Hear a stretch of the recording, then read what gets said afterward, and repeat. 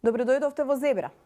Во средина на Европското ракометно првенство изоврените репрезентацијски страсти на помалку од еден месец пред почетокот на Зимската олимпијада во Сочи, но и по огорчената реакција на македонската алпинистка Илина Арсова заради минимизирањето на нејзиниот успех, ние денеска во Зебра го отвораме прашањето дали во Македонија повеќе се вложува и повеќе се ценат колективните наспроти индивидуалните спортови. На оваа тема, како и на сите претходно, сакаме да го чуеме и вашето мислење и вашиот став. Искоментирајте на снимката која што ќе поставиме на YouTube профилот, на нашиот Facebook page, како и на Twitter, користејќи го хаштагот #ZebraMak. Денеска со нас во студио се Атанас Николовски, кајакар и учесник на Олимписките игри пред Лондон, значи тоа беа во Пекинг, и Дејан Лекич од Македонската кошаркарска федерација. Еве да се надоврзам на Или, со тебе Атанас ќе почнеме, може и Дејан да даде своето видување. Како вие гледате на тоа во поглед на соодносот на колективните спортови и индивидуалните? Значи, јавноста може би тоа го прецепира дека постои известна фаворизација. Како изгледа тоа од вашата страна? Еве, ти си индивидуалец кајакар. Како твое искуство имаш на ова поле? Па не би рекол фаворизација на колективниот и поединечниот спорт, односно разликата меѓу нив. Јас повеќе ја гледам разликата од тоа интересот на спонзорите и луѓето кои финансираат во спортот, нели? Еве ќе тргнам од својот спорт, кајакот е мал спорт не само во Македонија, туку тој е мал спорт и во светот. Не може да продаде еден продукт, значи не може да продаде некоја реклама толку добро колку да речеме некој кошаркарски надпревар. Значи, ако кошаркарскиот надпревар или нивната лига принесува да има гледаност на телевизија, повеќе спонзори, нормално спонзорите се лепат, секоја надпревар трае, не знам, по саат и нешто време и сега вие ставате некоја реклама и таа реклама се врти, нормално дека спонзорот има придобивка од тоа, нели? Додека во поединечните спортови тоа е многу потешко и тука јас тука ја гледам разликата нормално во пак ќе кажам, не е фаворизирање, меѓутоа секој си го гледа интересот колку ќе финансира, колку ќе придобие од сето тоа. Ти почувствувал ли некогаш на своја кожа за себе, кога пред да настапуваш или после некој од твоите настапи, таква еуфорија како што се создава национална буквално експлозија кога настапува националната кошаркарска репрезентација или ракометна, па дури и кога станува збор за дерби во овие колективните, така да кажам, збориме за кај нас тука во Македонија? Да, за кај нас. Па не. Мислам дека е огромна разликата и искрено не може да ги споредуваме. Меѓутоа еве ќе споредам светското првенство 2010 година каде што бев финалист, имаше 15.000 гледачи на трибините во Словенија, во Љубљана, што да речеме огромна разлика него кај нас каде што доаѓа 200-300 гледачи. Нели? Пак ќе направам разлика, не знам колку собира Борис Трајковски, ама колку е 7-8 илјади, се полни цела сала и нормално дека се трибините полни цело време на колективните спортови. Пак ќе кажам, мислам дека не е фаворизирање, народов кај нас е повеќе настроен према колективните спортови и повеќе ги гледа и ги прати. Де? Зошто колективните спортови ни го завриваат навивачкиот дух многу повеќе отколку кајакарството, например? Една од работите е секако тоа што го спомна Атанас, нивната медиумска атрактивност. Полесно спакуван пакет во еден кошаркарски или ракометен, да кажеме, надпревар. Меѓутоа има тука и уште нешто друго. Самата психологија и филозофијата на спортот индивидуален и оној екипниот. Во индивидуалните спортови имаш најчесто борба со противникот и поголемиот дел од таа борба со самиот себе. Да го подобриш својот резултат, што е за огромна почит. Значи, тоа се едни моменти на врвен напор, кои што многу тешко излегуваат од спортистот во индивидуалните спортови, за да може тоа да го види публиката, да го почувствува, медиумот да го пренесе, па да дојде и до спонзорите. Додека во екипните спортови тој тимски дух многу повеќе отсликува една состојба на широки народни маси. Многу од нашите секојдневни фрустрации стануваат поблаги кога ќе видиме дека 12 момчиња отидени испратени како туристи на едно европско првенство, ја дигнаа на нозе цела Европа и го прославија името на Македонија на начин на кој што тоа го направија, во екипа во која што имате и лидер, имате и 12-ти играч, имате секој со своја задача. Значи, точно така како што ние и во општеството имаме луѓе кои што се малку понапред, меѓутоа не се поважни од оние кои што се заднив, кои што ја даваат таа поддршка, се потивки. Значи, цела е тоа една филозофија, ќе ни треба многу време, има такви предмети, се изучуваат како наука посебна, што значи индивидуалниот спорт, што значи колективниот спорт. Тоа е една работа. Втора работа е, ние наследивме еден систем во една бивша држава во кој што, да кажем, подеднакво беа третирани сите спортови. Значи, подеднакво славевме златниот олимписки медал на Шабан Трстена или на Шабан Сейди, боксерите Реджеп Реджеповски, Аце Русевски, да не ги набројам другите од останатите држави, односно тогашни републики, како што бевме успешни и велесила не само во кошарка. Но сега не е тоа така, не ги славевме медалите на Наташа подеднакво како што се радувавме на 4-то место на повторно доаѓаме до тоа медиумско експонирање. Знаете, некогаш и ние самите сме свесни, зборувам сега ние како народ, дека некогаш сме свесни, некогаш не сме свесни дека некои работи не може да се случат преку ноќ. Значи ние сакаме по секоја цена на секој нареден настап од истите спортисти да бараме се повеќе и повеќе. Ние тоа го искусивме на себе како кошаркари. Најнапред предизвикавме големо разочарување затоа што не се пласиравме на Олимписките игри во Лондон, истото им се случи на ракометарите. Меѓутоа никој имаше, но многу ретко луѓе кои што реално гледаат дека тие момци дадоа се од себе. Значи, има некој што е подобар, како што бил подобар некој од Атанас на прво, второ, трето, четврто место, меѓутоа да дадеш се од себе не секогаш значи дека ќе успееш во некоја цел. Секогаш има и други фактори, значи противник, услови на подготовки, среќа, која што е на крајот на криштата кога ќе се подвлече се како резултат, тоа е можеби најбитниот фактор. Исто така и минатава година на Европското првенство во Словенија, јас многу пати ве прашуван од вашите колеги, одиме ли на медал, одиме ли на медал, одиме ли на медал. Значи, таква една се створи слика во јавноста, што секој што ќе кажеше нешто спротивно, ќе беше посочен како предавник. Ние немаме трпение, меѓутоа мислам дека тоа полека се менува. Еве следам што се случува со ракометарите деновиве.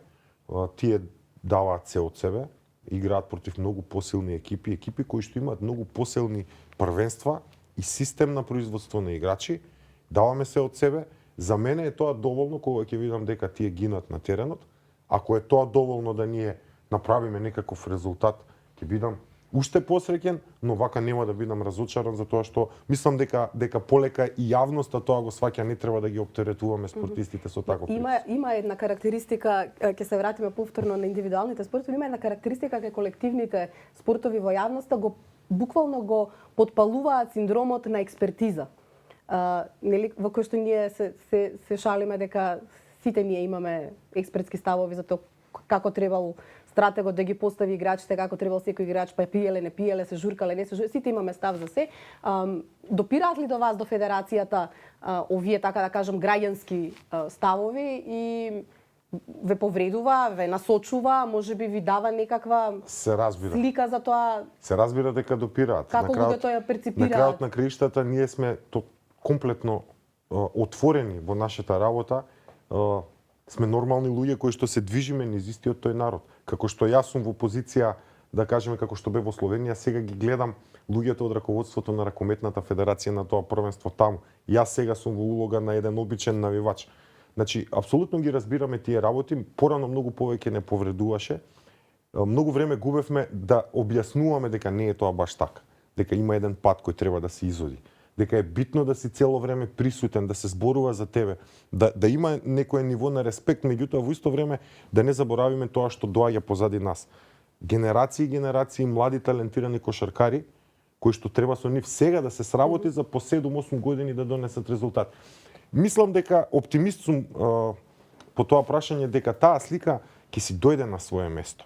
Можеби е се уште рано, можеби е треба да доживееме, да примеме уште некој удар, уште некој шамар, што ете така е представен во јавноста. Катастрофално разочарување, Македонија беше на 21 место на Европското првенство во Словенија, а никој не вика дека една Русија со 170 милиони народ беше 23-та, Турција не ни влезе ниту една победа, немаше 24-та, да не зборуваме за други. Предпоставувам тука компарациите паѓаат во вода кога во еден момент сте на чекор до медал, а потоа нагло се згаснуваат сите надежи и тука верувам не поминува народот никаква стратегија. Многу лесно може да му се објасни на секого ако се направи паралела со нешто што секој дневно го конзумира. Ниту Реал Мадрид не е секоја година шампион. Добро, Атанас, дали може би вака од аспект на индивидуален спортист, можете да ја согледате вината во промоцијата на колективните спортови делумно и кај медиумите, односно така да кажем кај спортските коментатори, во кои едноставно некако не ја препознаваме истата динамика, истата еуфорија, истите чувства кога станува збор за индивидуалниот и колективниот спорт и не форсирањето, но да кажем представувањето и промовирањето на другиот тип на спортисти, значи кајакари, каратисти и така натаму, за разлика од она што е сега во овие последниве неколку дена можам да го видам во американските медиуми кои што во еден лизгач 19 годишен Джейсон Браун препозна една нова американска звезда, потенцијален олимписки херој и го подигна на ниво на икона американска, тоа кај нас некако е по Ај вака ќе тргнаме вака чекор поназад.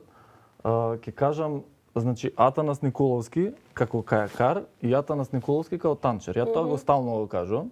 Значи никој не го препознаваше како кајакар, со 7-мо место на светско првенство, знаменосец, олимписки игри, европски, светски првенства и така натаму. Дојде се појави на телевизија во шоу, нели го знаеме, Танц со звездите и Атанас е главна звезда.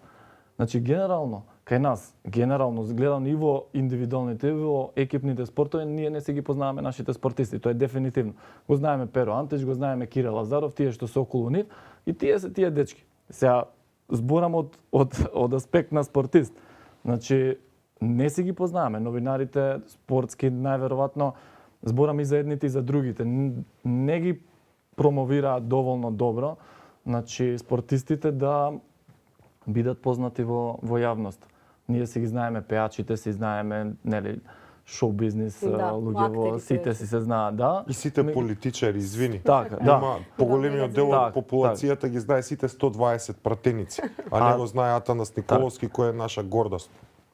Нели? Така. И сега тука е, мислам, тука јас го гледам проблемот. Пак ќе кажам, значи не ја гледам толку разликата помеѓу индивидуалните и поединечните спортови, колку што ја гледам разликата во тоа во третманот. Да. Третманот значи, нели е јас, ајде. Значи, сите ќе согласиме дека спортовите се промоција на државата, така. Значи колективните можеби малку повеќе, индивидуалните нешто помалку. Со оглед на тоа ги спомнавме спонзорите колку тие помагаат и колку од практични причини би можеле или не би биле заинтересирани за промовирање. Како е тука институционалната поддршка? Значи конкретно кај индивидуалните спортови кај тебе, значи ако знаеме дека спонзорите не би биле заинтересирани, дали Агенцијата за млади и спорт, другите институции изразуваат доволно поддршка за индивидуалните спортови? Така, значи ќе почнам неколку години веќе наназад. Агенцијата за млади и спорт, стварно ќе зборам за својата федерација, не би сакал да се мешам во другите федерации. Ја подпомага доста кајакарската федерација и мислам дека нормално тоа се сепак според буџетот, ако направиме споредба со не знам Словенија, тоа се стварно мали пари. Меѓутоа за нас во овој момент се стварно добри. Да речеме во времето на Лазе Половски, директорот Пујовски, доста се финансираше мислам дека и во другите поединечни спортови. Меѓутоа генерално буџетите се многу мали. Не би сакал да се мешам нели во другите спортови. Меѓутоа ќе кажам еден пример, ќе земам словенечкиот систем или словачкиот систем ако сакате да земете. Тие имаат генерално поединечните спортови, спортисти се вработуваат во полицијата, во армијата, во институциите на државата. Така да спортистите добиваат плата, тие се запослени во ќе земам полицијата. и после нивното завршување на нивната кариера, тие имаат работно место. Значи сега кај нас вие тренирате, работите добро, може да добиете некоја стипендија, ќе живеете одреден период, нели? Меѓутоа што понатаму?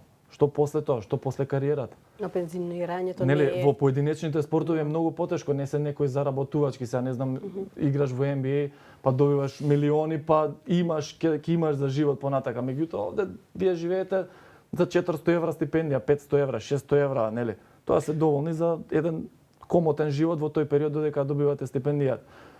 Мое гледиште треба да се преслика само некој систем. Значи, за поединечните спортови многу лесно може да се реши со таков систем, а за екипните спортови со некои даночни намалувања или такви работи во кои вие фирмите или некој газда кој ја држи добра компанија ќе му дадете можност да финансира во некоја голема федерација каде што би имал некој намалување во данокот, во не знам сега точно како, али мислам дека може да се направи такво решение и тоа решение би функционирало многу добро. За поттикнување на спортот. Уште едно прашање, откако не се квалификува на Олимписките игри во Лондон, прочитав едно интервју или изјава беше дека си се разочарал, дека 2-3 месеци или повеќе си паузирал.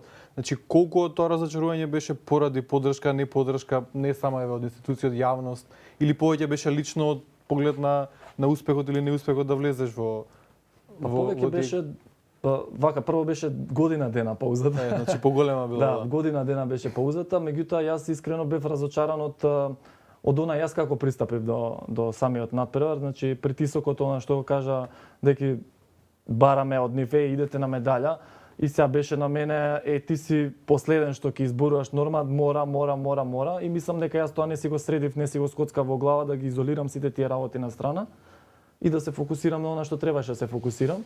И нормално е разочарувањето е големо, вие да работите 4 години на еден проект, односно се фокусирате само за тој натпревар и работите само за тој натпревар и да има еден колапс таков е доста тешко. Значи вложувате многу и труд и енергија и психолошки и Значи сепак е тоа долгорочна работа. Имаме ли ние трпение како нација или да речеме индивидуалци малку да бидеме трпеливи во тој поглед дека успесите во спортовите не се случуваат преку ноќ. Да си дадеме време. Значи да си дадеме време. Па кажав јас во воведот во оваа емисија дека прилично многу фрустрации имаме надвор, да кажам, од спортот во секојдневниот живот, да толку големи радости ни носат успесите на нашите спортисти, што едноставно сме лакоми за повеќе и повеќе секојдневно, не само за спортот.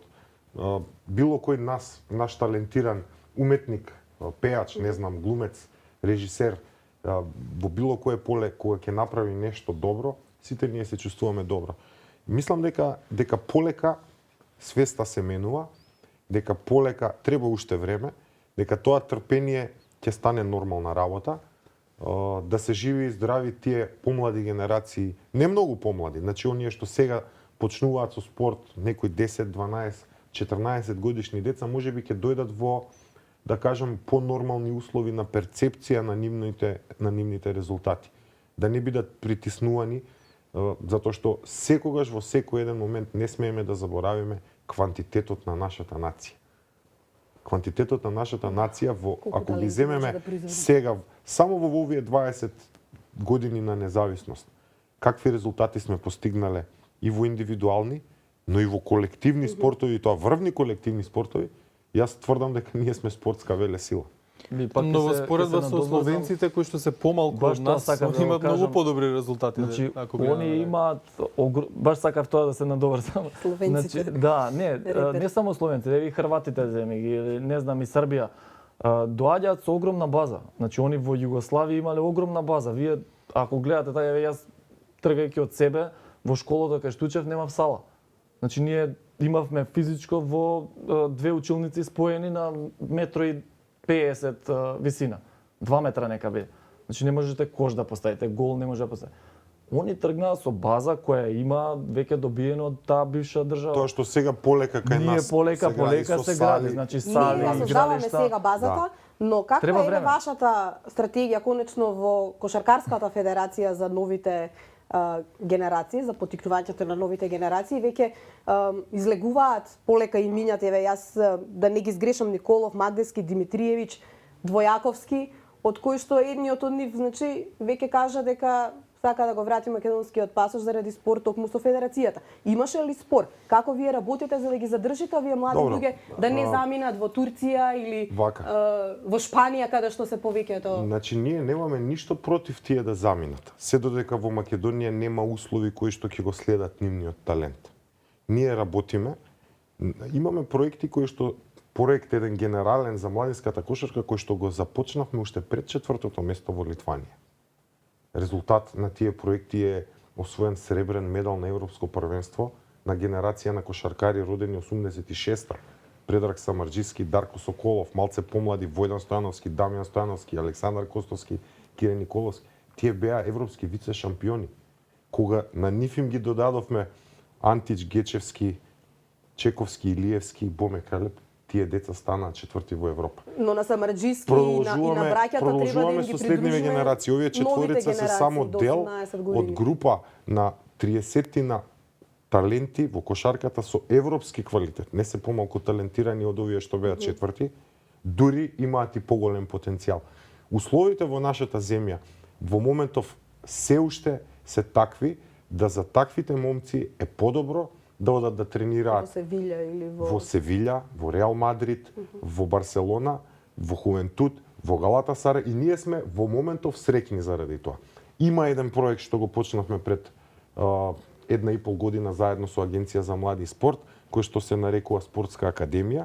Тој проект е се уште во почетна фаза во смисла на тоа дека условите и системот внатре се формира и мислиме дека тој проект во кој што се вклучени кошарката, ракометот, фудбалот и тенисот од индивидуалните спортови, но со простор да се расшири и за други, дека ќе создаде услови да нашите деца на 14 години или на помлади да не мора да одат надвор. Инаку ние не им браниме на тие деца, напротив, им помагаме.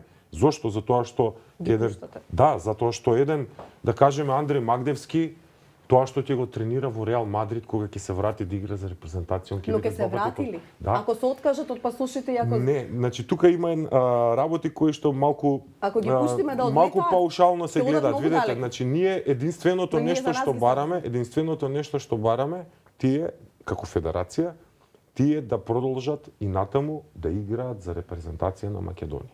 Не постои човек, не ние, било кој да дојде на раководно место кој што ќе се потпише дека ќе се откаже од било кој играч, а не да е талент од рангот на Магдевски или на Николов. Ситуацијата на Николов е малце поспецифична. Јас ја разбирам фрустрацијата на неговиот татко, меѓутоа проблемот не е ниту во нас како федерација, ние во секое време дозвола ќе му издадеме кога тоа Турската федерација ќе го побара од нас. А Турската федерација не го бара тоа од нас, затоа што тие сакаат да го шверцуваат како турчин. Ние 2 години се боревме во рамките на институциите на ФИБА да не го дадеме тоа дете и натаму стоиме на го добивме тој случај.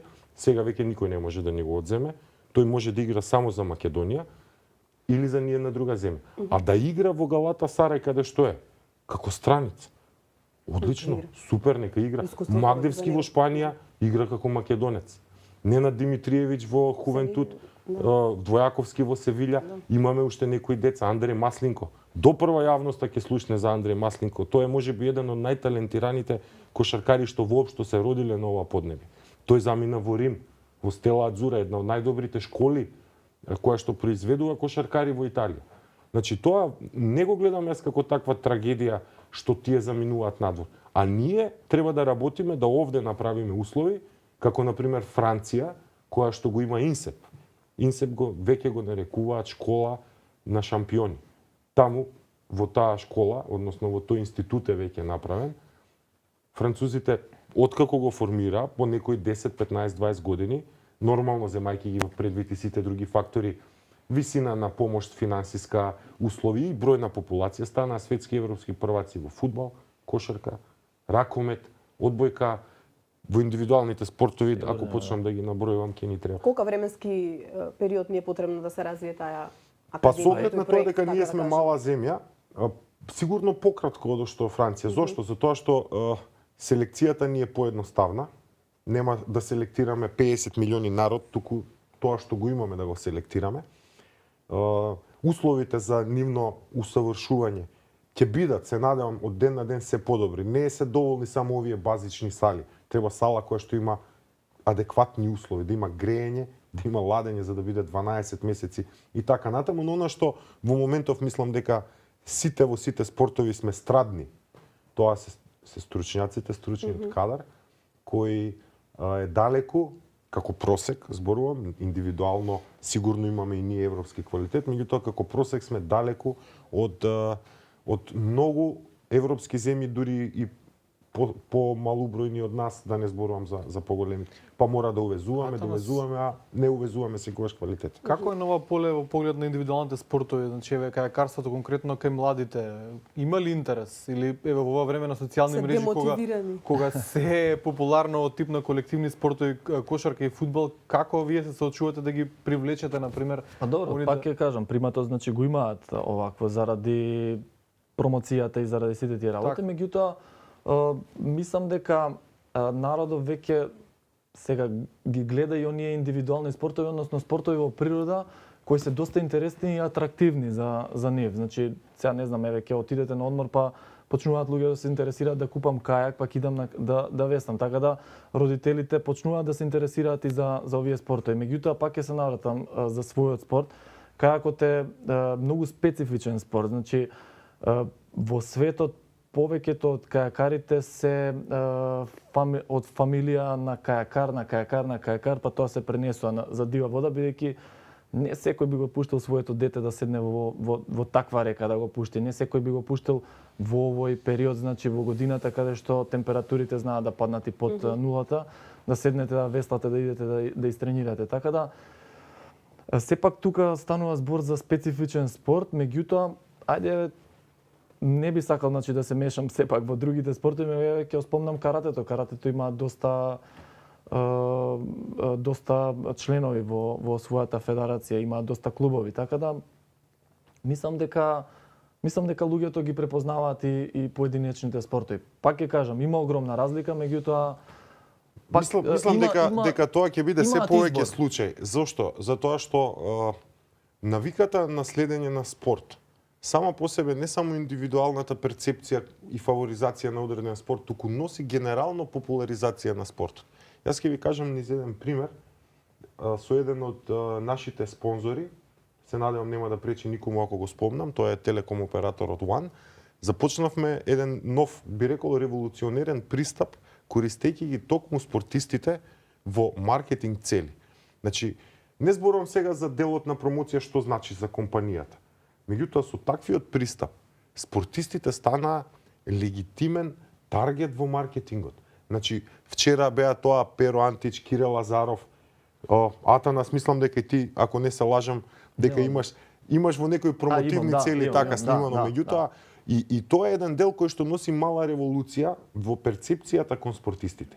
До сега, субјективни сме ние нормално, меѓутоа, секоја чест на сите пејачи, на сите глумци, ама имаме ние и други луѓе кои што исто заслужуваат внимание. Не биле спортистите перципирани како мега звезди. Ова е сега процес кој што почна и само треба да имаме трпение и да нормално да работиме. Не можеме да седиме и да чекаме само тоа.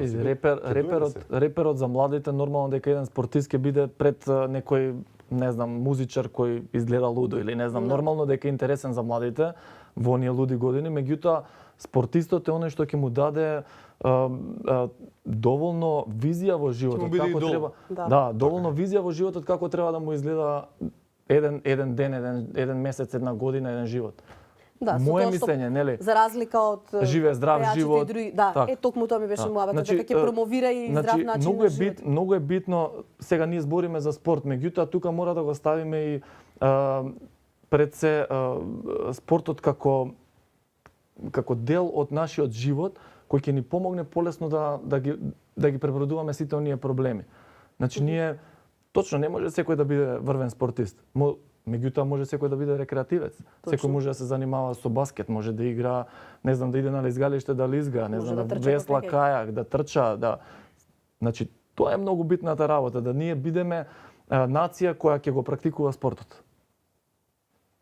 Добро, на крајот сме на емисијата. Ви благодарам за вашето гостување во првата овогодинешна Зебра. Ни беше задоволство да му абетиме за спортот, бидејќи како и се друго во општеството, како што кажавме пред малку, некако го спуштаме и на маргините на дебатните емисии. Еве, да докажеме дека не е така. Атанас Дејан, ви благодарам уште еднаш што бевте гост. Ако ми дозволиш само, благодарам јас што уште еднаш ме викнавте. Ако се сеќаваш пред точно 3,5-4 години, во сличен состав, имавме дебата за која што дебатиравме за многу помаргинални работи во спортот. Отидени сме многу напред. Точно. И морам да кажам дека сум задоволен од тоа како работите се одвиваат. Само уште еднаш ќе апелирам до сите малку повеќе трпение и поддршка за сите наши спортисти. И да победуваат, и да губат, тие се наши, други немаме. Да се придружувам и јас кон ова и се разбира, ве повикуваме уште еднашка. Пуштете ги вашите експертизи, немаме ништо против различните мислења, се разбира на нашиот Twitter профил, на нашата Facebook страна, на YouTube каналот и поддржате го спортот. Ви благодарам за тоа што ја следевте Зебра. Пријатно.